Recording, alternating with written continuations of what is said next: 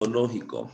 También entonces dijimos que la escatología pues nos ayuda a ver en qué tiempo estamos ubicados, ¿sí? En el contexto, es decir, entonces nos ubica en qué tiempo de la profecía vamos, ¿sí? O en qué tiempo de la profecía estamos.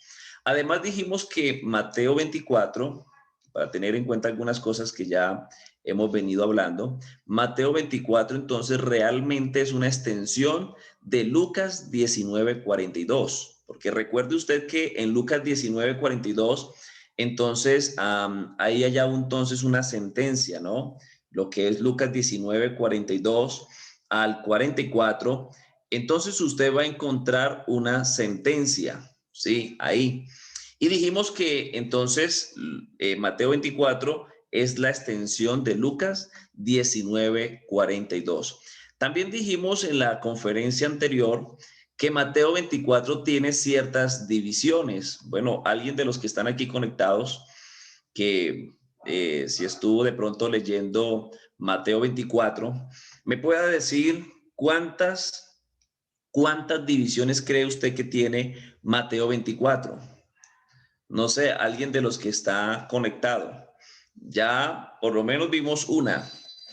Ya sabe usted que tiene más de una división, más o menos, alguien que dé un número ahí. Entonces dice la hermana Liz Rodríguez, dice 3. Bueno, alguien da más, alguien da menos. El hermano José Mejía dice 3. William Mercado dice 2. Bueno, yo quiero preguntar, ¿a alguien de los que se ha estado conectando sabía que Mateo 24 tiene divisiones? Por aquí la hermana Beatriz dice que 4 divisiones y Dalis Shalom dice que 3. Bueno, ¿alguien de los que están conectados sabía que Mateo 24 tenía divisiones? ¿O no sabía? Diría, uy, no, por ahí nunca se me había ocurrido, no sabía. Bueno, la hermana Beatriz, pues ella ya viene desde el estudio anterior, ya sí sabe que en algún momento mencioné, creo que no estuvo en el tema, pero lo mencionamos en algún tema ya cuando ella ingresó. Así que entonces, hermano, mire lo interesante del poder analizar, escudriñar las escrituras, porque eso entonces nos va a dar, en esta área escatológica, nos va a dar un panorama muy, pero muy interesante. Entonces recuerde que Mateo 24 tiene ciertas divisiones. No se le puede olvidar, ya usted debe tener allí marcado en su Biblia, entonces, la primera, ¿no? Entonces es importante observar estas divisiones para que nosotros no confundamos el texto, ¿sí? No confundamos el texto y no generemos también malas interpretaciones. Porque algunos creen que Mateo 24 habla de una sola cosa. Algunos creen. Usted puede colocar ahí en el chat, sí, pensaba que hablaba de una sola cosa o no. Alguien que coloque ahí sí o no. Pero entonces dijimos que Mateo 24 no habla de una sola cosa, sino que Mateo 24 habla de una serie de cosas escatológicas, muy importantes de por sí. Así que entonces es muy importante mirar, ¿sí? Que Mateo 24 no habla de una sola cosa. ¿Alguien creía que Mateo 24 hablaba de una sola cosa? ¿Qué dice por aquí el chat? Dice la hermana Beatriz, bueno, la hermana Sandra Quiroz dice, sí, pensaba eso antes, pero eso me alegra estar en este hermoso estudio. Bueno, gracias a Dios por estos espacios. Hermano Jorge Romero también dice que sí. Listo, entonces dijimos entonces que la primera división de Mateo 24, entonces la encuentra usted en los versos 1 y 2. Ya dijimos entonces que la primera división de Mateo 24, entonces la hacen los versículos 1 y 2. Ahora, ¿qué hay en realidad en Mateo 24? Entonces aquí tenemos a continuación, ¿sí? El versículo 3 de Mateo 24 dice lo siguiente. Aquí es entonces donde nos va a permitir ver qué es lo que encontramos en Mateo 24, qué es lo que hay en Mateo 24. Dice entonces la palabra del Señor, y estando él sentado en el monte de los olivos, ¿sí? Dice, los discípulos se le acercaron aparte diciendo, dinos, mire lo que le dijeron. Número 1, ¿cuándo serán estas cosas? Hacer una pregunta, ¿cuándo serán estas cosas? Número 2, ¿qué señal habrá de tu venida? ¿Sí? ¿Qué señal habrá de tu venida? Y número 3, y del fin del siglo. Miren lo importante de estas tres preguntas. ¿Cuándo serán estas cosas? La primera pregunta, ¿qué señal habrá de tu venida? Segunda pregunta, y del fin del siglo. Ahí entonces hay una tercera pregunta. Mire que uno rara vez le pone atención a estas preguntas, ¿sí?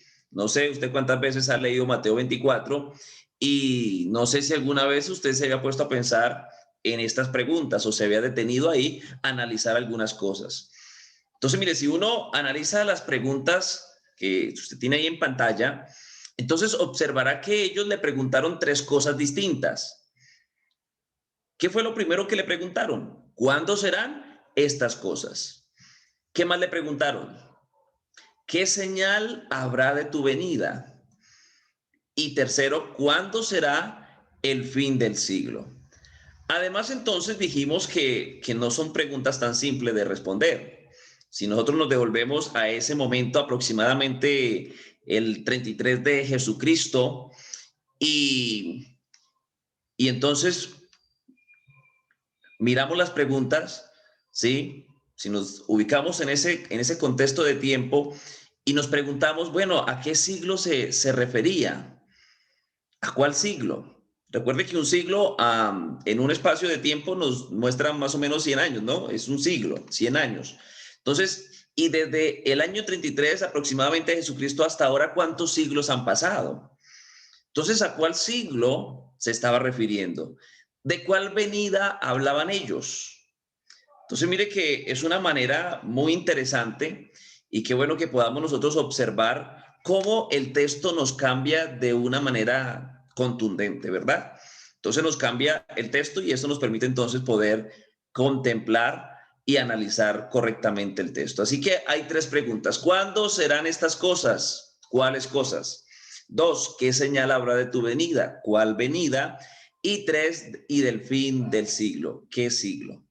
Listo, entonces vamos a ir, ya vamos aquí a entrar en la segunda división. Vamos a ir a través de este capítulo 24 de Mateo. Vamos a ir entonces allá a mirar entonces y a comprender estas tres cositas que ellos le están preguntando. ¿Cuándo serán estas cosas? ¿Cuáles cosas? Entonces, entre la primera división, ¿sí?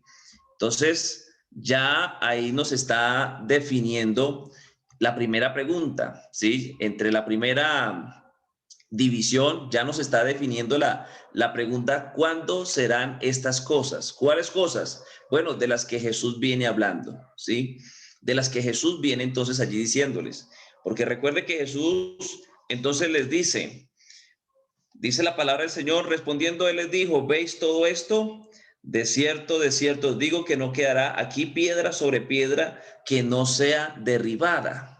¿Sí? Agréguele a eso entonces lo que dice Lucas 19, 42 al 44.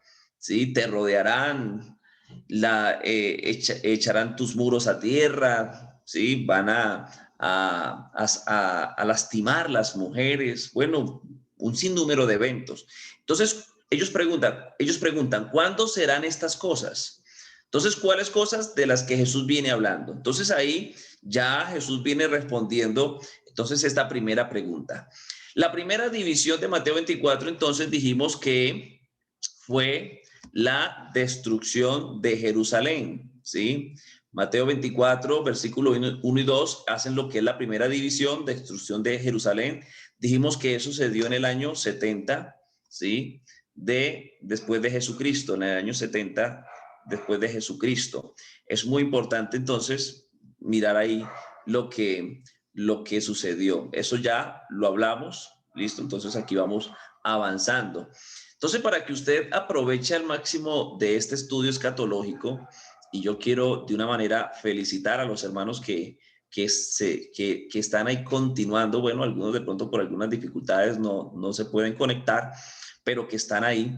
Entonces, yo quiero felicitarles y para que usted entonces aproveche al máximo, ¿sí? Aproveche al máximo de este estudio escatológico, entonces que estamos desarrollando, tenga en cuenta que escatología se encuentra en toda la Biblia, Por ejemplo, si entonces analizamos el Salmo capítulo 2, usted mirará que ese salmo es un salmo escatológico, igual que Mateo 24, ¿sí? Que entonces el Salmo 2 se cumplió en una primera parte. Si leemos el Salmo 2, ¿sí? Si leemos el Salmo 2 y usted lee allí los primeros 3 versículos, se podrá usted dar cuenta que eso ya se cumplió, ¿sí? Quiero tomar aquí un ejemplo para que usted comprenda algo aquí interesante que yo sé que le va a ayudar en el estudio de la palabra. Y entonces si leemos los primeros 3 versículos, dice la palabra del Señor, allí en el Salmo 2, dice, versículo 1 dice, ¿por qué se amotinan las gentes y los pueblos piensan cosas vanas? Se levantarán los reyes de la tierra y príncipes consultarán unidos contra Jehová y contra su ungido, diciendo, rompamos sus ligaduras y echemos de nosotros sus cuerdas. Mire que eso ya se cumplió, ¿sí? Eso ya se cumplió, esa primera parte ya se cumplió en el Hijo de Dios, ¿sí? O sea, en Jesucristo. Pero si usted sigue leyendo el Salmo y usted se para en los versículos 8 y 9, y entonces dice allí la palabra del Señor, pídeme y te daré por herencia las naciones y como posesión tuya los confines de la tierra, los quebrantarás con vara de hierro, como vasija de alfarero los desmenuzarás. Entonces mire que ahí esa parte no se ha cumplido, ¿sí? De la profecía, porque eso ya nos estaba ubicando en otro tiempo. Nos está ubicando entonces allí en el milenio, ya eso es milenio. Entonces mire que aquí estoy hablando del Salmo 2 para que los que pronto acabaron de conectarse, estoy hablando aquí del Salmo 2 para que usted pueda tener en cuenta que las profecías escatológicas, algunas ya han tenido su cumplimiento. ¿Sí? Algunas profecías escatológicas ya han tenido su cumplimiento, pero hay profecías escatológicas que tienen hasta 3 tiempos de cumplimiento, ¿sí? ¿Qué quiero decir con eso? Que ya se cumplió de pronto un tiempo, pero hay otros tiempos que están pendientes por cumplirse, ¿sí? Que de pronto ya se cumplió un tiempo y hay otro tiempo que se está desarrollando, pero que hay un tiempo que entonces sucederá más adelante. Entonces, mire que la primera división de Mateo 24 ya se cumplió, ¿sí? Ya se cumplió la destrucción de Jerusalén. Eso sucedió en el año 70 después de Jesucristo, ¿sí? Y entonces ahora tenemos ya lo que es entonces la segunda división, que la segunda división entonces va de Mateo 24, el versículo 3, hasta el versículo 13, que a eso entonces nosotros le vamos a llamar el tiempo de la gracia, ¿sí? O antes del levantamiento de la iglesia. Bueno, ahí me faltó agregarle antes del levantamiento de la iglesia, ¿sí? Que coloqué antes del levantamiento, pero entonces faltó de la iglesia, para que usted lo tenga allí más en cuenta. Entonces, usted puede allí en su Biblia ya subrayar y entonces colocar que Mateo 24, versículo 3 al 13, eso entonces le vamos a llamar el tiempo de la gracia o antes del levantamiento de la iglesia. Acuérdense que en escatología dijimos que la dispensación de la gracia es un paréntesis, ¿sí? Aquí entonces vamos a mirar esta gráfica que ya se las he presentado, ya ustedes la conocen. Entonces vamos a mirar que, espérenme aquí un momentico, corro, ya, ok, entonces mire, aquí usted va a mirar, ¿sí? Que entonces el tiempo de la gracia, vamos aquí, entonces es este paréntesis que tenemos acá, ¿sí? Es este paréntesis, vamos a utilizar otro color, a ver, color que resalte. Entonces hay un paréntesis aquí, ¿sí? Que es entonces el tiempo de la gracia, ¿sí? O antes del levantamiento de la iglesia, que es entonces ese tiempo consta de 2 días. Dijimos, consta de 2 días. Además dijimos entonces que Mateo 24 hace referencia a algo que se llama entonces lo que Daniel expresa en Daniel capítulo 9, versículo 20, y es hablando sobre la profecía de las 70 semanas de Daniel, ¿sí? Ahí entonces también, Mateo 24 también nos direcciona a esa profecía, porque recuerde que el tiempo de la gracia es ese paréntesis, ¿sí? Aquí podremos colocar entonces cumplimiento de la semana 62. Bueno, yo no soy muy diestro aquí en escribir, usted me perdonarán ahí. Entonces, 62. Y aquí entonces, que esta semana a la vez es la semana 69. porque recuerde que están divididas en 3 secciones o en 3 tiempos el desarrollo de las 70 semanas. Entonces está primero 7 semanas, después vienen 62 semanas, que entonces sumados nos dan 69 semanas. Y ya entonces por aquí, por este espacio, se le dará entonces de estos 2 días, cuente usted aquí 7 años finalizando, que entonces se le dará el desarrollo a lo que es la semana 70. Entonces, eso quiero graficárselo ahí para que usted pueda como tener en cuenta que hay un paréntesis, ¿sí? Que es entonces el tiempo de la gracia o antes del levantamiento de la iglesia, para que usted entonces se ubique en el contexto de lo que estamos aquí hablando. Entonces dijimos que Mateo 24 hace referencia a las 70 semanas de Daniel, que usted las encuentra en Daniel capítulo 9, versículo 20 en adelante. Ya entonces ahí, solamente como para hacer un resumen, para que los hermanos y amigos que de pronto me están escuchando y tengan un poco más de claridad de lo que estamos aquí hablando, y no quede de pronto ahí la pregunta en el aire diciendo, bueno, ¿qué son la profecía de las 70 semanas de Daniel?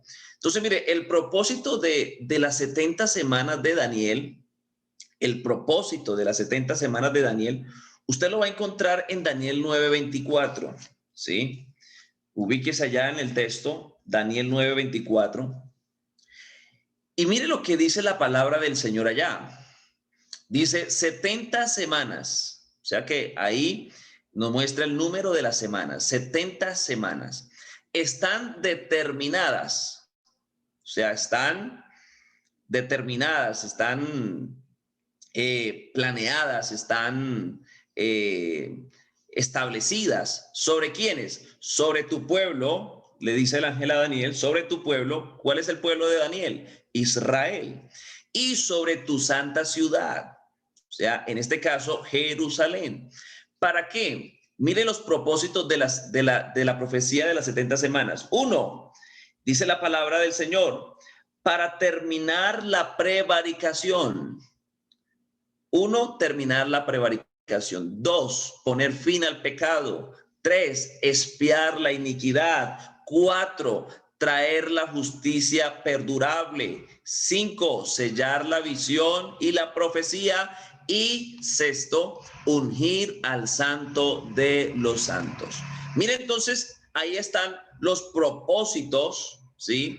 de la profecía de las 70 semanas de Daniel. Para que tengas en cuenta que cuando hablamos de las 70 semanas de Daniel, nos estamos refiriendo que estas son semanas de años. O sea que una semana está constituida por 7 años. Las primeras 69 semanas que ya se cumplieron hasta Jesucristo están divididas en 2 etapas. La primera entonces se da en 7 años, que equivalen a 49 años, 7 semanas, perdón, que equivalen a 49 años. Después viene un segundo tiempo, que son 62 semanas, que equivalen a 434 años, que sume usted 49 más 434 años, le va a dar a usted un total de 483 años, ¿sí? Y más súmele la que hace falta, eso nos va a dar un total de 490. O sea que de esos 490, 483 años ya se han cumplido de esa profecía. Pero ¿qué pasa? Que ahorita estamos en ese paréntesis, ¿sí? De la gracia, o que lo llamamos también antes del levantamiento de la iglesia. ¿Por qué? Porque después de que ya se cumpla el levantamiento de la iglesia, entonces se comenzará a desarrollar esa última semana, que es la que hace falta, ¿sí? O sea que mire que por cumplirse solamente falta una semana, razón por la que es importante saber que la escena que está por comenzar ha de durar 7 años, repartidos en 2 mitades. Y ya Daniel 9:27 sigue diciendo, y por otra semana, ¿sí? Confirmará el pacto con muchos. A la mitad de la semana hará cesar el sacrificio y la ofrenda. Después, con la muchedumbre de las abominaciones vendrá el desolador, hasta que venga la consumación y lo que está determinado se derrame sobre el desolador. Entonces, mire que las 70 semanas de Daniel comenzaron a cumplirse en algo que se llama el tiempo de los gentiles. Bueno, por favor me confirman, creo que me están escribiendo que se escucha entrecortado. Creo que por aquí leí que se escucha entrecortado. Bueno, me dice Kevin que se escucha bien. ¿Será que puede volver a explicar la división de las 70 semanas? Ok, Manalis, ya volvemos a repetir. Listo, me dice que se escuchan bien.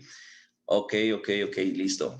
Entonces, dijimos que las 70 semanas están divididas en 3 secciones. Esto lo vamos a hablar en profundidad. Hay un tema más adelante que lo hemos titulado, ¿qué es el tiempo de los gentiles?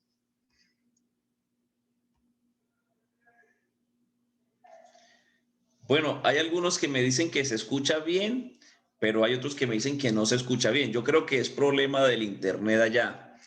La hermana Bella Ruiz me escribe que no, o no sé, no, se escucha bien. Bueno, creo que si se escucha es porque de pronto hay problemas allí del internet.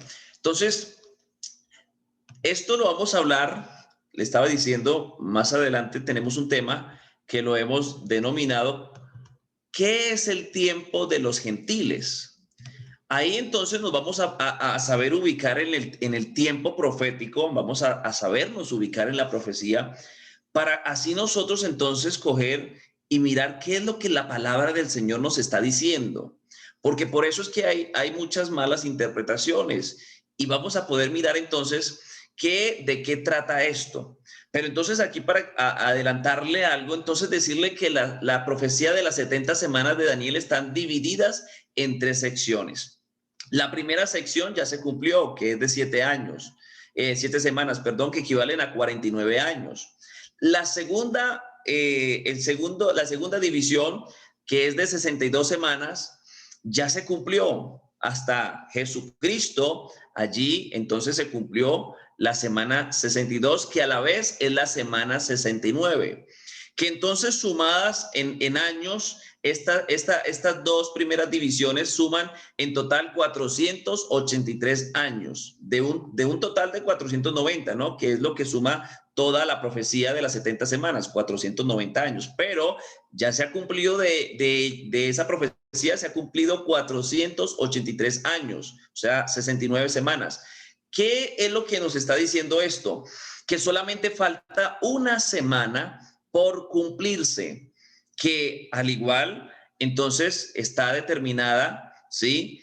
En 7 años, que entonces es importante decir que esa escena que está por comenzar ha de durar 7 años repartidos en 2 mitades.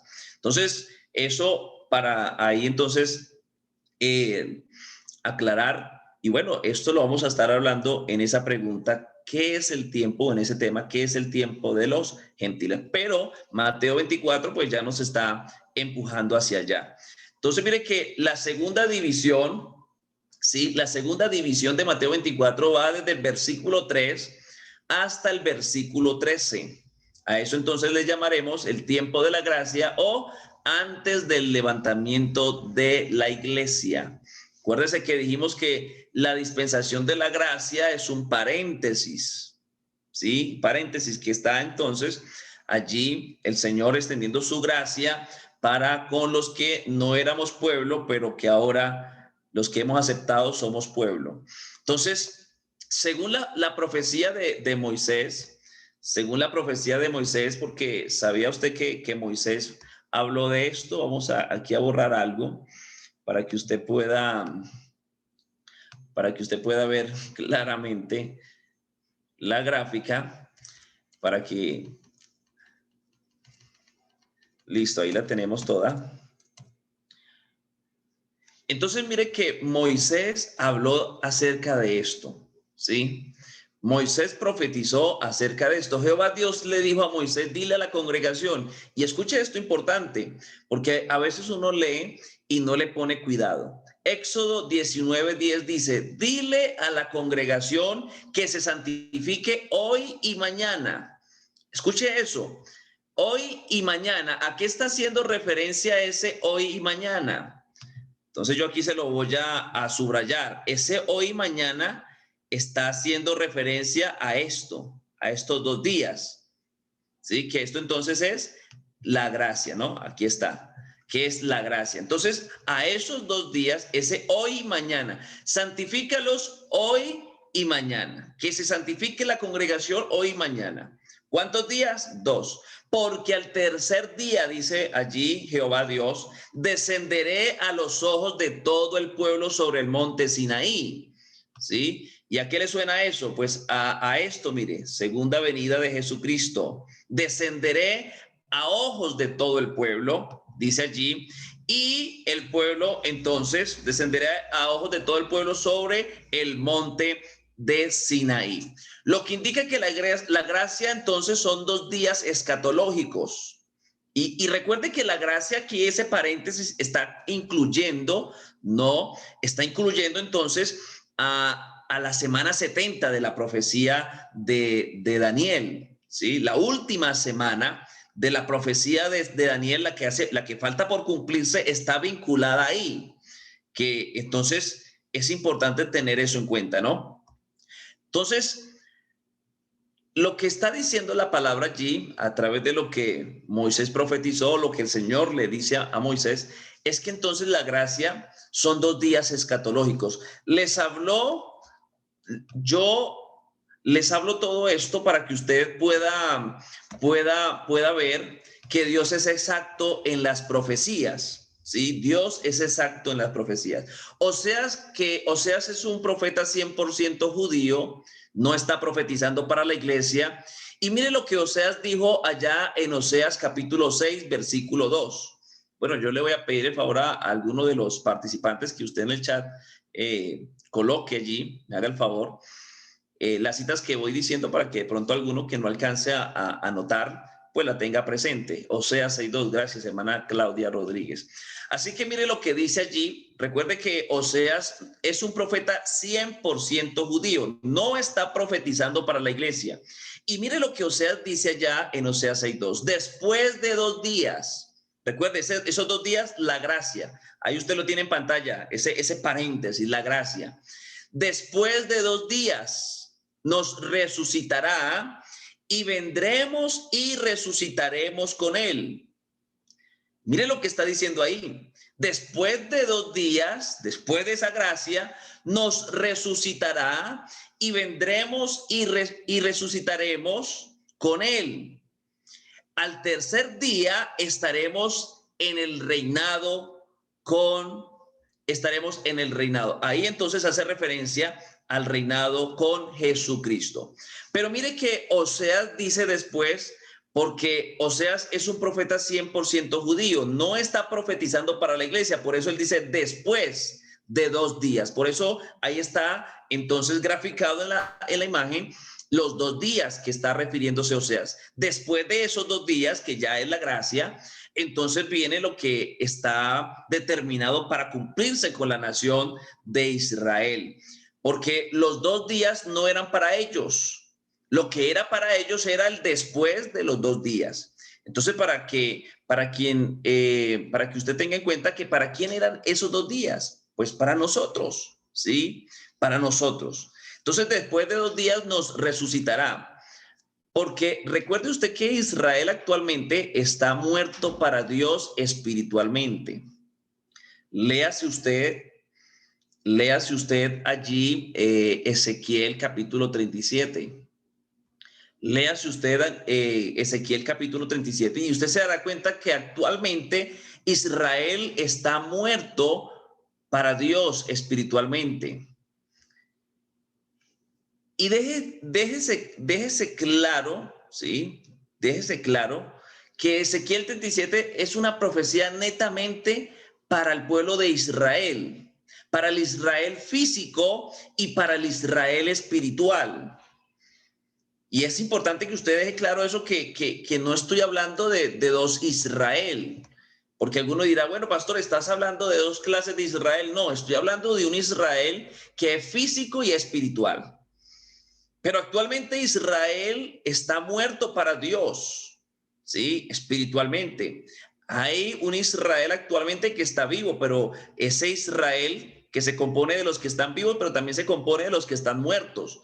Entonces déjese claro que no estoy hablando de dos Israel, porque por ahí hay doctrinas que dicen que hay un Israel espiritual. No, hay un Israel y hay una iglesia.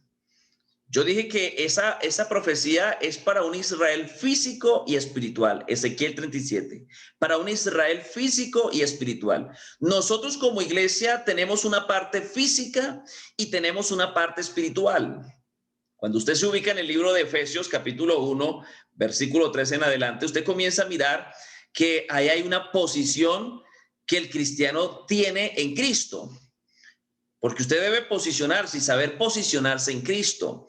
Pero en ese saber posicionarme, usted debe entender que yo, David Bernal, tengo una parte espiritual, que en la parte espiritual el Señor a mí me ha puesto en lugares celestiales.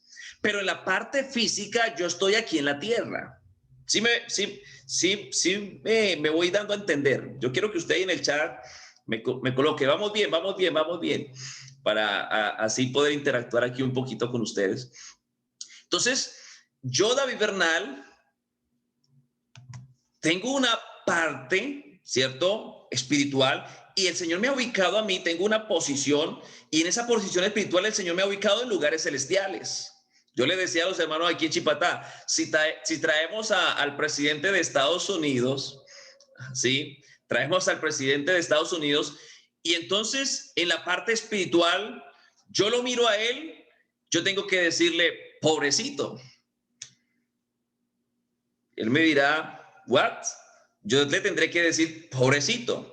Pero en la parte física, él me dirá a mí, pobrecito, ¿cierto? Me pondrá el pie encima porque tiene de pronto muchos conocimientos que yo no tengo.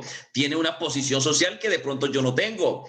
Entonces, eso es importante que usted y yo lo entendamos. En la parte espiritual yo soy inalcanzable, pero en la parte física yo me enfermo, tengo hambre, tengo problemas, me da dolor de cabeza, bueno, todo lo que nos sucede. Pero en la parte espiritual yo estoy entonces inalcanzable. Él me ha puesto por encima. Por eso tengo una autoridad en Cristo. Él me ha puesto por encima de todo principado y potestad. Les dije que Efesios, a partir del capítulo 1, versículo 3 en adelante, habla sobre esto. Lo que le estoy aquí solamente resumiendo algo importante para entender lo del Israel físico y espiritual. Entonces, como iglesia tenemos una parte física, pero también tenemos una parte espiritual. Hay creyentes que no entienden esto y viven peleando con Dios. Pero ¿por qué a mí me pasa esto? ¿Por qué aquello? ¿Por qué lo otro? Y bueno, etcétera, etcétera. Pero es importante, y mire que la muerte nivela los estratos sociales. Se muere el presidente de Estados Unidos, me muero yo, pero ahí yo gané y él perdió. ¿Por qué? Porque yo, aunque muera, sigo posicionado en lugares celestiales, ¿sí? En Cristo. Y por eso entonces cuando el Señor haga sonar la final trompeta, si yo, David Bernal, estoy muerto, entonces yo voy a despegar de esta tierra. ¿Por qué? Porque estoy ubicado allá. La muerte no me baja de allá, no, ya aseguré. Entonces, eso es importante para que usted lo tenga. Entonces, ¿qué estoy diciendo aquí? Que Ezequiel 37, esa profecía es para un Israel físico y espiritual. Nosotros como iglesia tenemos una parte física y una parte espiritual. Entonces, mire que la iglesia es un ente espiritual, pero también somos un ente físico, porque ahora, sí, ahora estamos aquí en la tierra y somos un ente físico. Pero recuerde que Jesús dijo, yo te pido que, no pido que los quites del mundo, sino que los guardes del mal.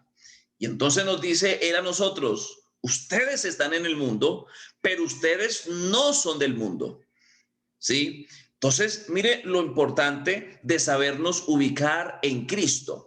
Entonces, pero dentro de ese ente físico, ¿sí? Dentro de ese ente físico y dentro de ese ente espiritual, entonces Ezequiel 37 allí nos está direccionando a ese Israel, ¿sí? Que está muerto físicamente, pero que también está muerto espiritualmente. El Israel físico, una vez que termine la profecía, el versículo siguiente dice que fue un ejército enorme de pie. Porque ya entonces usted ve que comienza a darse allí unos tiempos en la profecía. Y entonces, después de que se cumple la profecía, el versículo siguiente dice, y fue un ejército enorme de pie. Porque ya lo que es el capítulo 38, ahí ya viene lo que es el desarrollo de la campaña de Armagedón. Y Armagedón es para Israel la definitiva guerra. Que esa guerra entonces, y aquí que valga como el paréntesis, ¿no? Algunos tienen el pensamiento que Armagedón es un solo evento, pero Armagedón no es un solo evento. Armagedón, vamos a mirarlo cuando entremos a ese tema, lo tenemos más adelante. Vamos a mirar que hay allí unos eventos que dentro de eso entonces, ese evento que se va a dar allí una guerra, que esa guerra la va a pelear Jesucristo, entonces será la definitiva guerra.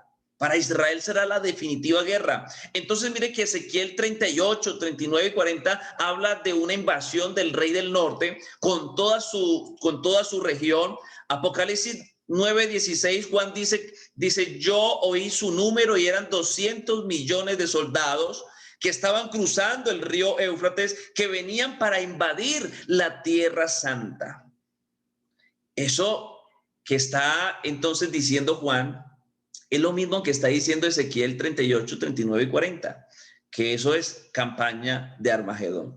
¿Quiénes van a pelear contra Israel? Bueno, todos sus enemigos, en cabeza de un señor llamado entonces allí, ¿no? Anticristo, y también entonces la nación, una de las naciones que estará punteando eso será Rusia, que es enemigo de Israel.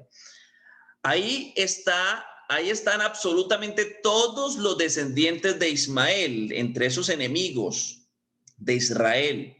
Todos los descendientes de Ismael van a venir a pelear contra Israel porque ellos suponen que Israel, los judíos le robaron la herencia porque como ambos son vienen de la misma casa paternal, ¿no? De Abraham. Entonces ellos dicen, ¿cómo van a heredar solamente ellos porque son hijos de Isaac y nosotros no? Nosotros también somos hijos de Abraham, pero por Ismael también tenemos derecho. Entonces, escuche esto, todos los descendientes de Ismael hoy son los que están posicionados en todos esos 650 pozos de petróleo que están allá en el Medio Oriente.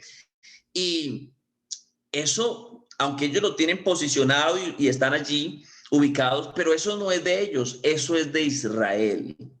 Escuche esto para que usted vaya entonces aquí teniendo ese panorama de lo que vamos a mirar. De pronto alguno dirá, bueno, pastor, esto es como un rompecabezas. No se preocupe que apenas estamos iniciando en esto. Por eso les decía, yo espero que aquí a diciembre estemos terminando porque aquí vamos de una manera sistemática, vamos aquí paso a paso. Entonces, después de esa guerra que se llama Armagedón, Israel va a llegar a ser 100 veces más grande de lo que es actualmente. Porque esa es la tierra que Jehová Dios le dijo que le daría, que sería dada a ellos. Esa es la tierra que el Señor le dijo que se les sería entregada a ellos. Una vez que Jehová Dios derrote a la gente que viene haciéndoles invasión en la campaña de Armagedón, porque Jehová Dios estará ahí parado defendiéndolos, y acuérdese lo que él dice en Isaías capítulo 11, capítulo 12, capítulo 13 y capítulo 14, léanse Isaías 11 al 14 para que usted pueda entender bien lo que le estoy diciendo. Y fíjese que él viene y pone sus pies en el monte de los olivos, ¿sí? Ya entonces cuando se termina esa campaña de Armagedón, él pone allí sus pies en el monte de los olivos. Hay quienes dicen que Jesucristo viene por segunda vez y él viene y de una vez pone sus pies en el monte de los olivos. No, bíblicamente no es correcto eso. Él regresa por segunda vez, pero antes de que él ponga sus pies en el monte de los olivos, vamos a mirar que hay unos eventos. Va a estar Israel, el remanente, ubicado en un lugar y Jesucristo va a comenzar a defenderlos a ellos. Porque él tiene una pelea, él tiene una batalla entonces que Él solito la va a librar. Y entonces eso se va a dar antes, esa batalla se va a dar antes de que Él ponga sus pies en el Monte de los Olivos. Lo que nos muestra el Monte de los Olivos cuando Él pone sus pies es que Él es el vencedor por excelencia, porque ahí ya la victoria ascenderá al Monte de los Olivos. Entonces aquí, regresando a lo que estamos hablando, Mateo 24, entonces ya dijimos que el versículo 1 y el versículo 2 hacen la primera división. Ahora entonces estamos ubicados aquí en la segunda división, que es entonces Mateo 24, versículo 3 al 13, que esto entonces es lo que llamamos el tiempo de la gracia o antes del levantamiento de la iglesia.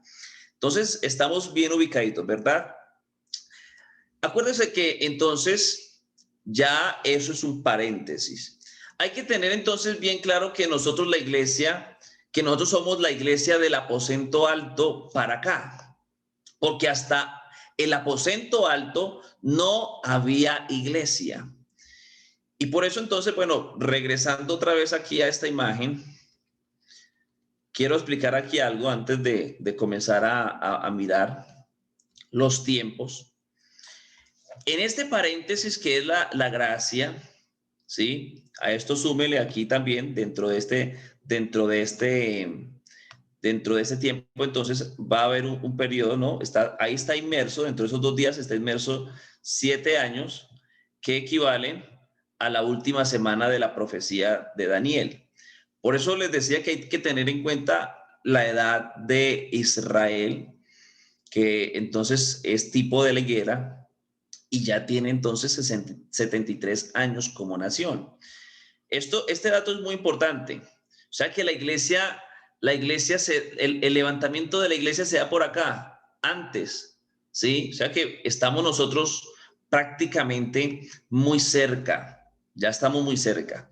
Pero en este tiempo entonces del desarrollo de estos 2 días, es entonces donde se desarrolla 7 tiempos para la iglesia, que están entonces expresados en Apocalipsis capítulo 2 y Apocalipsis capítulo 3. Usted allí va a encontrar el mensaje el mensaje a 7 iglesias, que en realidad no es que sean 7 iglesias diferentes. No es que sean 7 iglesias diferentes. Lo que pasa es que son 7 tiempos de la iglesia de Jesucristo. Usted en el capítulo 1 de Apocalipsis va a encontrar, creo que por allá en el versículo 12, de Apocalipsis capítulo 1, sí, versículo 12, usted va a mirar esta expresión que se la voy a leer para que usted la tenga en cuenta y usted pueda comprender este periodo de la gracia. Dice la palabra del Señor, Apocalipsis capítulo 1, versículo 12, y me volví para ver la voz que hablaba conmigo, y vuelto vi 7 candeleros de oro, que esos 7 candeleros de oro representan los 7 tiempos de la iglesia de Jesucristo en la tierra. Y en medio de los 7 candeleros, a uno semejante al Hijo del Hombre, que es Jesucristo, vestido de una ropa que llegaba hasta los pies y ceñido por el pecho con un cinto de oro. Entonces, mire que ahí lo que está mostrando es que la iglesia tiene 7 tiempos que posteriormente los muestra allí en Apocalipsis, capítulo 2 y 3. Y entonces, ¿qué es lo que nos está indicando esto? Que ahí entonces está el mensaje a la iglesia de Éfeso, Esmirna, Pérgamo, Tiatira, Sardis, Filadelfia, la Odisea, y cada uno de ellos representa algo en la historia, de aposento alto hasta acá, representa algo en la historia. Y ahí entonces en ese mensaje a esas 7 iglesias, ¿sí? En esos 7 tiempos de la iglesia, usted va a encontrar algo muy importante. Siempre usted va a encontrar, primero, va a encontrar una descripción o una revelación de Jesucristo. Escuche muy bien esto, por eso el conocimiento en Dios cada vez va aumentando, cada vez va aumentando. ¿Sí? El conocimiento bíblico cada vez va aumentando. Y estamos ahorita donde el conocimiento del Señor lo está, ya ha llegado a su plenitud, porque estamos en el último tiempo. Y entonces por eso el Señor está permitiendo que ahorita se trabaje con fuerza. Y también Él nos está animando a eso. Entonces usted va a encontrar ahí 7 cositas en cada uno de esos mensajes. Primero, una revelación de Jesucristo. Después va a encontrar un elogio.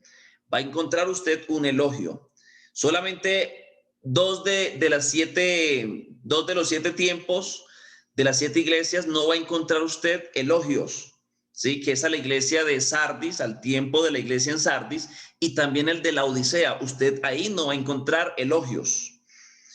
Y entonces usted va a encontrar la revelación de Jesucristo, va a encontrar un elogio. Recuerde que en la iglesia de Sardis y la Odisea no va a encontrar ese elogio, va a encontrar una crítica, ¿sí? Va a encontrar una crítica, va a encontrar una advertencia dentro de esos mensajes, de esos tiempos de la iglesia, va a encontrar un llamado, va a encontrar usted un desafío y va a encontrar usted una promesa, ¿sí? Entonces, 2 de las 7 cartas, de las 7 iglesias, de los 7 tiempos, Sardis y la Odisea, no contienen ningún elogio. Para ellos no hay elogio. Y estamos en el tiempo donde no hay elogios. Y en 2, que es Esmirna y Filadelfia, no aparece ninguna crítica. Pérgamo no contiene ninguna advertencia, pero sí contiene 2 críticas. En las últimas 4 cartas, entonces el desafío y la promesa se intervienen, ¿sí? Entonces se invierten, perdón. Entonces esto aquí como un apunte que tengo, porque ayúdenme a orar. La idea es que una vez terminemos este estudio escatológico, pues podamos después meternos a estudiar Apocalipsis y poder desarrollarlo yendo verso por verso. Entonces, mire lo importante de esto. Aquí en este paréntesis de la gracia, entonces se están desarrollando esos 7 tiempos. Sí, se están desarrollando. Ya estamos en el último, en la Odisea. Éfeso quiere decir querida o amada o la doncella elegida. Eso quiere decir Éfeso. Eso significa el primer tiempo de la iglesia. Querida o amada doncella elegida. ¿Por qué? Porque fue una iglesia que se mantuvo y se sostuvo en la verdad. Por eso, una de las preocupaciones que tenemos hoy en día, yo se lo expresaba a los hermanos aquí en Chipatá, donde por la gracia del Señor ministro o administro, y les decía que en este tiempo muchos dicen ser cristianos. Muchos dicen ser cristianos. Pero a esos cristianos yo les pregunto y les digo, ¿qué es ser cristiano? Y entonces muchos cristianos se quedan mirándome así y dicen, no sé. Eso es lo preocupante, que decimos ser cristianos, pero no sabemos qué es ser cristiano. Y por eso muchos no viven una vida cristiana que agrade al Señor. Entonces, mire que son cositas para que usted allí piense, ¿no? Y que lo hagan reflexionar. Yo le decía a los hermanos, usted puede asistir a 50,000 cultos y no ser cristiano. ¿Cómo, pastor? Sí, tremendamente. Suena como fuerte, ¿verdad? Pero es así. No quiere decir que usted asista a 50 cultos y no sea cristiano. Y no sea cristiano. Hay gente que lleva asistiendo un año a la iglesia y, hermano, usted los ve que por todos lados, por donde los mire, son cristianos. Pero hay gente que lleva mucho tiempo o que apenas está iniciando o que lleva un tiempo considerable y como que ahí están. No avanzan, están estancados. Como que a veces están en el pecado, pero a veces están viviendo bien. O sea, uno no sabe. Entonces estamos en un tiempo bastante complicado donde ya aquí les voy a seguir leyendo qué significa las demás.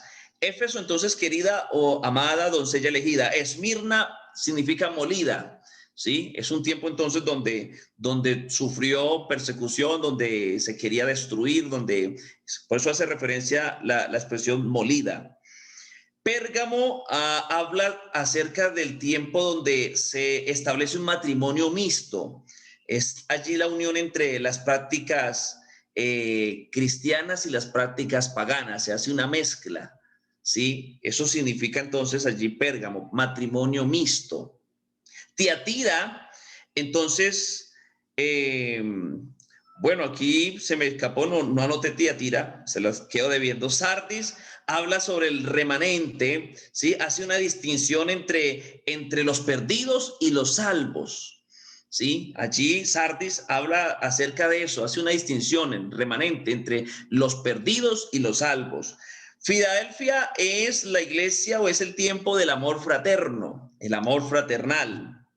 La Odisea, que es el tiempo que estamos viviendo, es el tiempo entonces donde la gente gobierna. Escuche muy bien esto, es el tiempo donde la gente quiere gobernar, donde la gente dice, no, déjeme vivir la vida cristiana como yo quiera. ¿Aló? Sí, sí estamos ahí. Yo me asusto aquí porque yo a veces veo que el chat como que se queda en silencio. Alguien conteste ahí, amén, dígame algo para poder aquí sentirme que vamos bien. Espérame que estaba buscando aquí dentro de mis apuntes cuál es la iglesia en Tiatira para no dejarles ahí como la incógnita. Entonces, Tiatira significa sacrificio continuo. ¿Sí? Es un tiempo entonces donde comenzó nuevamente, después de ese matrimonio mixto, después de esa mezcla entre lo pagano y lo sagrado, entonces comienza a darse un nuevo tiempo de un sacrificio continuo, ¿sí? Y comienza entonces la iglesia nuevamente a dar ese sacrificio continuo que Pablo lo habla y dice que, hermanos, presentemos nuestros cuerpos en sacrificio vivo, santo y agradable a Dios, que es nuestro culto racional. Hay dos clases de cultos, por así decirlo. Uno es su culto personal, que ese es el culto racional, que usted debe presentar su cuerpo en sacrificio vivo, que esos son 24/7, ¿sí? Y eso se extiende entonces a los 365 días del año. Pero hay otro culto que se hace, el culto congregacional, que ya allí entonces nos reunimos y hay un hermano que dirige y el hermano dice vamos a orar y todo el mundo ora, que vamos a cantar y todo el mundo canta, ¿sí? Donde dice vamos a escuchar la palabra y todo el mundo escucha. Eso ya es un culto congregacional, pero a partir de ahí usted sale y usted está en culto, porque es un culto entonces continuo y es donde usted tiene que presentar su cuerpo en sacrificio vivo. Entonces, es importante, ahí colocaba la mano Mariela Tolosa, que significa Filadelfia, significa entonces el tiempo de la iglesia del amor fraterno.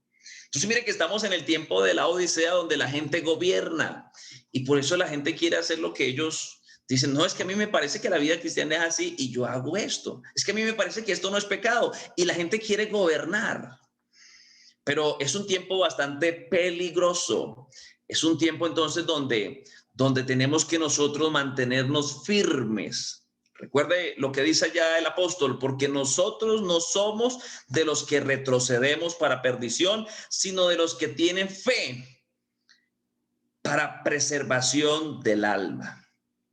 Y recuerde que allá Hebreos 11:6 dice, sin fe es imposible agradar a Dios.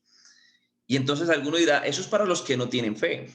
Pero déjeme decirle que todos los seres humanos tienen fe. Salga usted ahorita después de la charla y al primero que se encuentre, que pronto que usted no conozca, y pregúntele, ¿usted tiene fe? Y verá que le va a responder, le va a decir, sí, claro, yo tengo fe. Pero entonces ahí es donde tenemos que mirar que hay unas clases de fe que a Dios no le agradan. Inicialmente está la fe natural o la fe humana. Y por eso entonces dice la palabra del Señor que el hombre natural, ¿sí? No comprende las cosas que son del espíritu, porque para ese hombre que tiene una fe natural o humana, entonces las cosas del espíritu son locura y no las puede discernir porque se han de entender o se han de discernir espiritualmente. Entonces hay unas clases de fe que no agradan al Señor. Por eso ahí dice, sin fe, sin esa clase de fe que el Señor quiere que tengamos, entonces no le podemos agradar. Si no tenemos la fe, esa fe verdadera, esa fe genuina, esa fe que exalta al Señor en nuestro ser, no le podemos agradar si no tenemos esa fe. Hay gente que tiene fe ciega, fe muerta, fe emocional, tiene fe insuficiente, tiene una fe fingida. Hay gente así. O sea, con esas clases de fe que le acabo de nombrar, la natural, la muerta, la ciega, la fingida, la insuficiente, no se puede agradar a Dios. A Dios se agrada con una fe genuina, una fe verdadera. Por eso entonces es muy importante alimentarnos de la palabra. Es muy importante nosotros analizar esto para poder entender el tiempo que estamos viviendo. Y así, si usted está viviendo en un sueñito espiritual, pues el Señor lo que le está diciendo es, despiértate, ¿sí? Despiértate. Despiértate tú que duermes y te alumbrará Cristo. Y esto conociendo el tiempo, que ya es hora de levantarnos del sueño, porque ahora, y mire que estamos en ese ahora, ¿no? Estamos aquí mirando, entonces lo que falta para que el Señor levante su iglesia, ya. Porque ahora está más cerca de nosotros nuestra salvación que cuando creímos. La noche está avanzada. ¿Qué está diciendo ahí el apóstol Pablo? Que entonces, mire, el día, ¿cierto? Ya estamos en el día sexto y estamos ya está declinando, ya está acabándose, ya está aquí llegando a su límite. La noche está avanzada y se acerca un nuevo día. Por eso hace una invitación y dice, desechemos pues las obras de las tinieblas y vistámonos las armas de la luz. Y dentro de esas armas está algo que se llama la espada del Espíritu, que es la palabra de Dios. Entonces, eso para que usted allí lo tenga en cuenta, que estamos en esta segunda división de Mateo 24, donde nos ubica en el tiempo en que estamos viviendo. Y hay que tener en cuenta entonces que nosotros somos la iglesia del aposento alto para acá, porque hasta el aposento alto no había iglesia. Por eso entonces somos la iglesia pentecostal, porque somos un resultado del Pentecostés. Entonces dejamos claro que iglesia es todo aquel que ha obedecido el mandato de Lucas 24:47, cuando Jesús dice, vayan y prediquen el arrepentimiento y el bautismo en mi nombre, y Hechos 2:38. Arrepentíos y bautícese cada uno de vosotros en el nombre de Jesucristo para el perdón de pecados. Es importante dejar claro que iglesia es todo aquel que ha obedecido esos dos mandatos. La Biblia me muestra que hay dos clases de iglesia en el mundo. Escuche muy bien esto. Hay dos clases de iglesia en el mundo.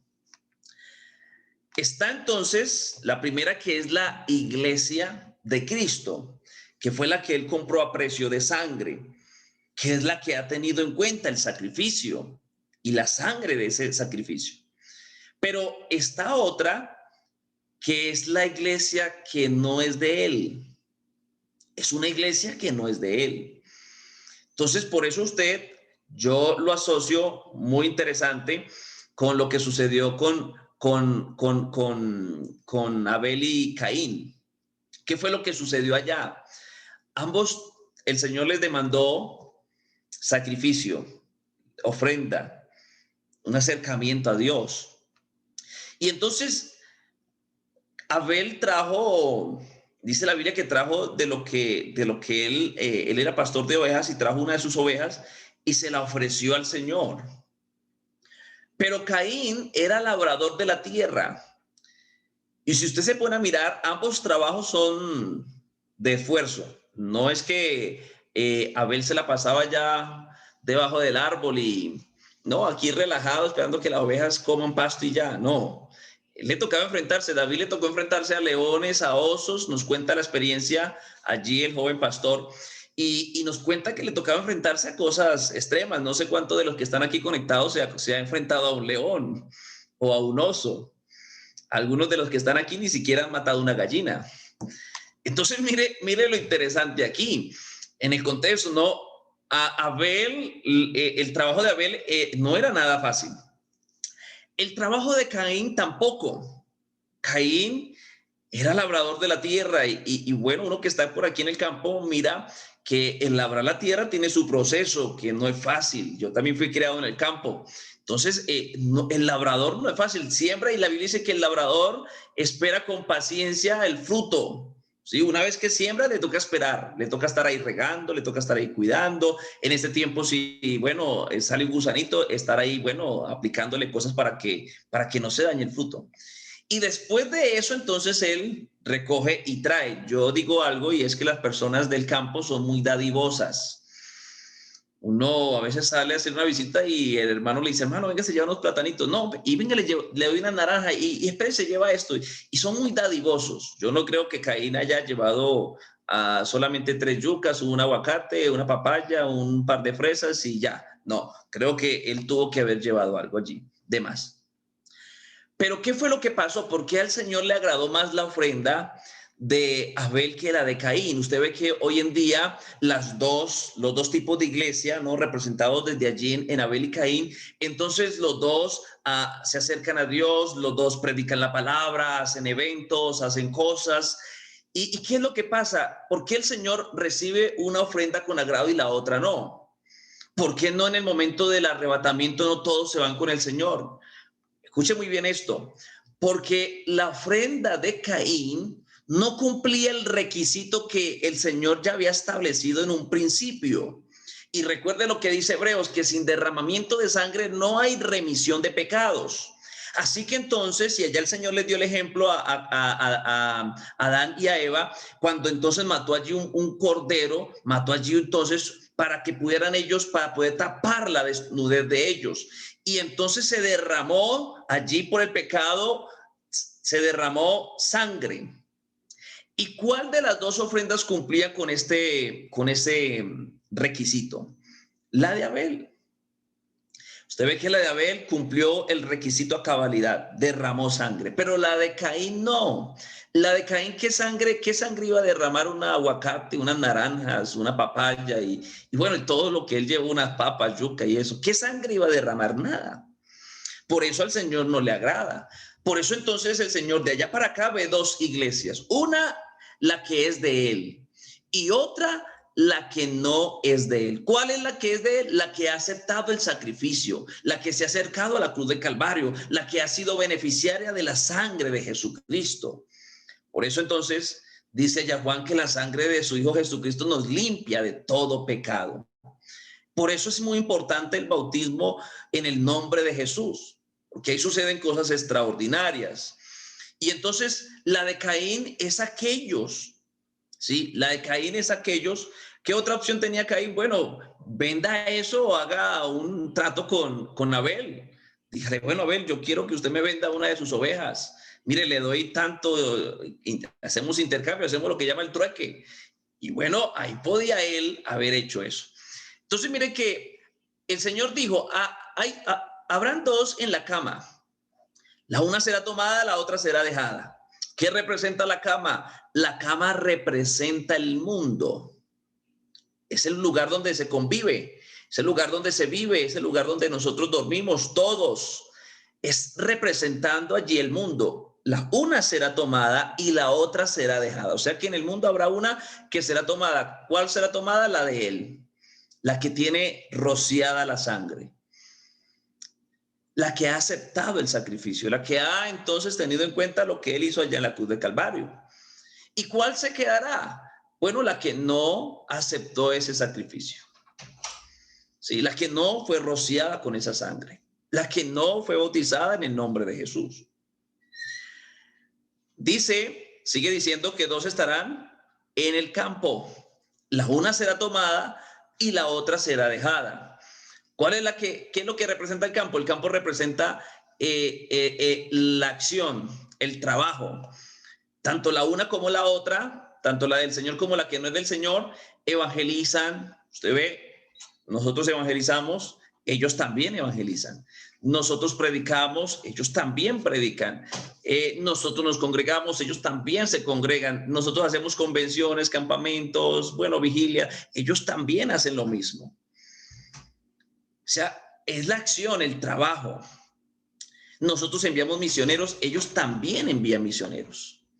Entonces, dos que estarán en el campo, la una será tomada, la otra será dejada. ¿Cuál es la que es tomada? La del Señor.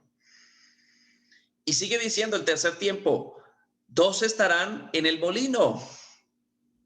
La una será tomada, la otra será dejada. ¿Qué representa el molino? El molino representa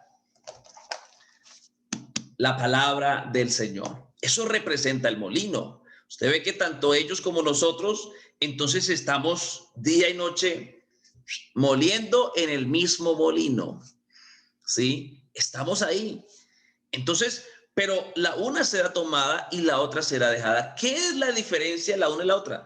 El sacrificio. Nosotros lo hemos aceptado. La iglesia del Señor ha aceptado el sacrificio, ha sido beneficiario de la sangre de Jesucristo, pero la otra no. ¿Sí? Pregúntele usted a su vecino, ¿usted es bautizado en el nombre de Jesús? A ver qué le responde. Pregúntate en esta noche si aquí hay algún amigo, ¿eres bautizado en el nombre de Jesús? Porque para ser beneficiario del sacrificio es necesario cumplir esos dos mandamientos que dice Lucas 2:47 y Hechos 2:38. Es importante entonces para ser iglesia del Señor. Entonces mire que eso para que lo tenga usted ahí en cuenta. Antes del aposento alto sucedió algo y fue que el Señor ascendió al cielo, ¿sí? En el monte de los olivos. Bueno, yo quiero mirar qué horas son las 9:20 ya. Yo creo que vamos a dejar ahí. Y bueno, yo creo que el día lunes poder continuar. Pero aquí quiero cerrar con este último dato para que usted lo tenga en cuenta. Antes del aposento alto, sucedió que el Señor ascendió al cielo, ¿sí? Estando él en el monte de los olivos. Si usted lea ya en el capítulo 1 del libro de los Hechos, el versículo 12, dice, entonces volvieron a Jerusalén desde el monte que se llama el Olivar, ¿sí? Que es el mismo monte de los olivos, que ahí fue donde el Señor, aquí en Mateo 24 estamos ubicados, que allá ellos tienen una conversación, el Señor comienza a mostrarle, ¿sí? O más bien ellos comienzan a mostrarles, dice Mateo 24:1, cuando Jesús salió del templo y se iba, se acercaron sus discípulos para mostrarles los edificios del templo. Respondiendo él les dijo, ¿veis todo esto? De cierto os digo que no quedará aquí piedra sobre piedra que no sea derribada. Y estando él sentado en el monte de los olivos, los discípulos se le acercaron. Mire que el monte de los olivos es un lugar muy importante. Entonces, antes del aposento alto sucedió que el Señor ascendió al cielo estando en el monte de los olivos, porque ahí donde el Señor tuvo sus pies, el último momento antes de despegar de esta tierra, será entonces también será el mismo lugar cuando él ya sea la hora de poner sus pies allí en el monte de los olivos, aterrizará ahí en el mismo lugar. Eso sí, hay que tenerlo en cuenta.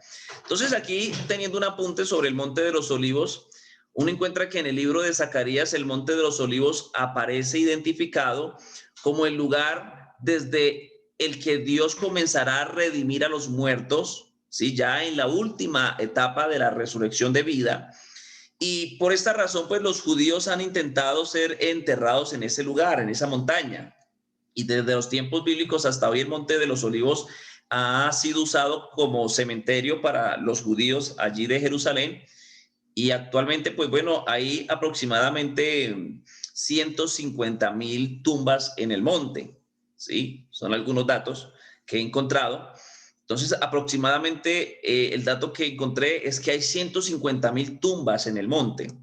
Por eso Zacarías capítulo 14, versículo 4 dice, se afirmará a sus pies, o sea, ahí en el último momento donde él los tenía cuando despegó, será también ahí ese mismo lugar donde él aterrizará. Y se afirmarán sus pies en aquel día sobre el monte de los olivos, o sobre el monte del olivar, que está enfrente de Jerusalén al oriente. Entonces, acuérdese que la iglesia, que la palabra de Dios dice que cuando llegó el día de Pentecostés, estaban todos unánimes juntos. ¿Qué es el día de Pentecostés? Para que de pronto alguno se estará preguntando y dirá, bueno, ¿qué significa el día de Pentecostés? El día de Pentecostés es una fiesta el origen de Pentecostés se basa en una fiesta judía llamada también Shavuot, en la que se celebraba 50 días, ¿sí?, después de la Pascua. Una vez se celebraba la Pascua, 50 días después se daba la fiesta de Pentecostés. Y entonces ellos celebraban que los 50 días que han transcurrido tras la aparición de Dios en el monte Sinaí, ¿sí? Entonces el Señor se aparece y 50 días después, entonces ellos se acercan, perdón, y 50 días después entonces se da la aparición allí. Entonces por eso ellos allí celebran esa fiesta. Jesús estuvo en la tierra después de que él resucitó de la Pascua, estuvo 40 días. La Biblia da ese dato, que estuvo 40 días, entre ellos dando pruebas indubitables. Pablo dice que se le apareció como a 500 hermanos. También la Biblia nos da algunos datos exactos. Allí la aparición de los discípulos. Ellos tuvieron que esperar 10 días porque el Señor les dijo, no se muevan de Jerusalén hasta que venga de lo alto, ¿sí? Entonces el Espíritu Santo y los llene a todos. Entonces ellos imagínense, tuvieron que esperar 10 días.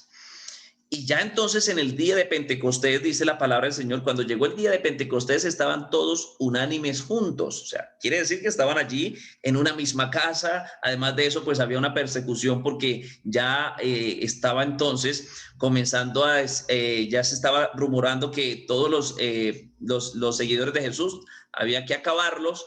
Y además de eso, pues ellos tenían miedo, ellos no querían salir porque decían, no, ¿y ahora qué vamos a hacer? Pero él nos dijo que esperaran. Y bueno, había ahí como muchos pensamientos en su mente. Y estando ellos juntos ahí, de repente vino del cielo un estruendo como un viento recio, dice la palabra, que soplaba, el cual llenó toda la casa donde estaban ellos allí sentados. Sí, estaban sentados. Y se les aparecieron lenguas repartidas como de fuego, asentándose sobre cada uno de ellos, dice la palabra, y fueron todos los que estaban ahí reunidos en esa casa, fueron todos llenos del Espíritu Santo y comenzaron a hablar en otras lenguas según el Espíritu les daba que hablasen. A partir de ese momento, entonces ya desaparece miedo, desaparece ya muchas cosas que tenían ellos en su mente, dudas, inquietudes, porque el Espíritu Santo comenzó en ese momento los dota de poder, de autoridad y también de unas capacidades sobrenaturales. Y entonces ellos dijeron, si nos toca morir, morimos, pero aquí no nos vamos a quedar más encerrados. Y comienzan ellos a salir. Entonces, mire que ese es el primer tiempo de la iglesia, ¿no? Y bueno, vamos a cortar aquí para no continuar, porque si no continúo. Y entonces dejar esa premisa de esta segunda división, que entonces a partir de ahí comienza a desarrollarse lo que usted aquí en pantalla está viendo, este paréntesis y esto que denominamos los 7 tiempos de la iglesia. Recuerde que la iglesia tiene que ser perfeccionada en 7 tiempos y tiene que ser perfeccionada a través de 5 ministerios, 7 tiempos y a través de 5 ministerios. Por eso usted lee Apocalipsis capítulo 4, versículo 1, y entonces dice la palabra del Señor, y con esto cierro, dice, después de esto, ¿qué es después de esto? Bueno, después de esos 7 tiempos, ¿sí? De perfección, después de esos 7 tiempos que el Señor tuvo la iglesia aquí en la tierra, después de la estadía de la iglesia acá en la tierra, después de esto miré y he aquí una puerta abierta en el cielo. Recuerde que la iglesia actualmente tiene una puerta abierta, pero la del cielo está cerrada. Por eso el arrebatamiento todavía no se ha dado. Porque una vez se cierra la puerta que el Señor tiene abierta aquí en la tierra para la iglesia, que es la predicación del evangelio, por eso el enemigo pensó que con esta enfermedad, o el mundo pensó que con esta enfermedad, la ciencia pensó que con esta enfermedad, de pronto la predicación y el mensaje de la palabra se iba a estancar, pero no es así. Estoy ubicado en Apocalipsis 4:1.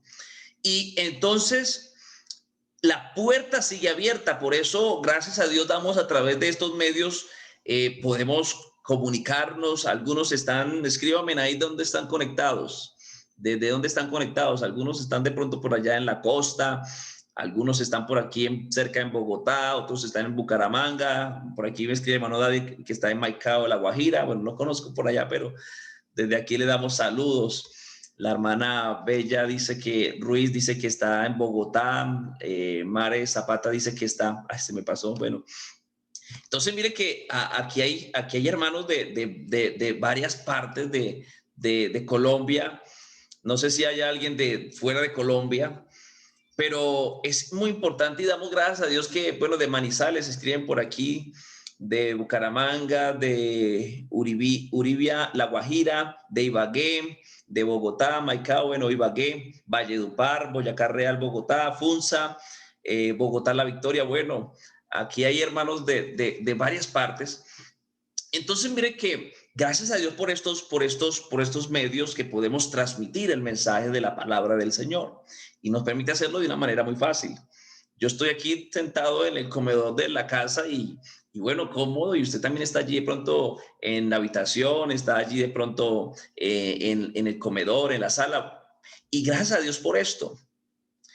Pero que el mensaje no se detiene. Mientras la puerta de la predicación del evangelio esté abierta, no se detiene.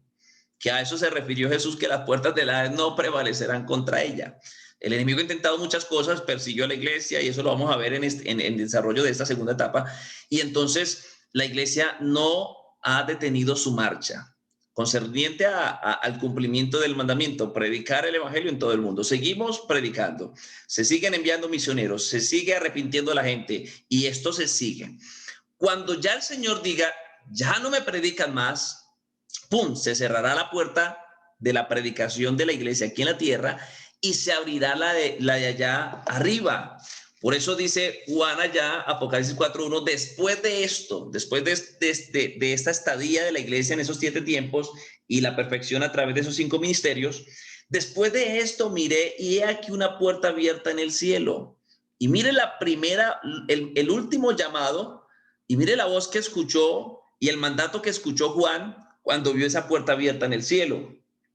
Y dijo, la primera voz que oí como de trompeta, recuerde que el apóstol Pablo habla acerca de la final trompeta, ¿sí? Todos seremos transformados a la final trompeta.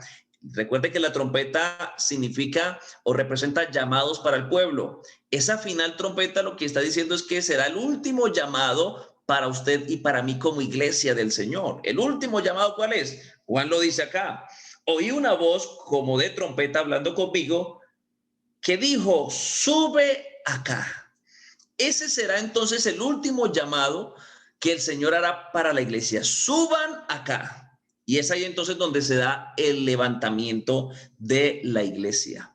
Por eso entonces aquí graficándolo en el tiempo, pues miramos que estamos muy cerca para que esto entonces se lleve a cabo. Así que entonces, bueno, vamos a dejar hasta ahí en esta hora. Y qué bueno, hermano, que podamos nosotros cada día permitir que Dios gobierne nuestras vidas, estar nosotros bajo el señorío de Cristo. Reprenda todo pensamiento cuando quiera entonces exaltarse su yo en usted, porque ya no vivo yo, dijo Pablo, y eso debe ser una realidad en nosotros. Ya no vivo yo, sino que ahora es Cristo que vive en mí. Entonces vamos a dar gracias a Dios y vamos a dejar hasta ahí. Ya el día lunes estaremos continuando y vamos a darle gracias al Señor. Dígale usted en esta noche, dígale, Señor, gracias por tener misericordia conmigo. Gracias por tenerme aquí. Gracias, Señor, por permitirme ver, Señor, las cosas como son. Gracias, Señor, por echarme colirio en los ojos. Gracias, Señor, por inquietarme. Gracias, Señor, por animarme a buscar más de ti. Porque si alguno tenía un pensamiento de pronto de decir, yo para qué sigo siendo fiel, yo para qué sigo sirviendo, yo para qué sigo allá en la iglesia, yo como que más bien me voy a echar una pasadita por el mundo. No. Haga un alto y diga, Señor, dame fuerzas. Si no tiene fuerzas, dígale al Señor, Señor, dame fuerzas. Así que en esta hora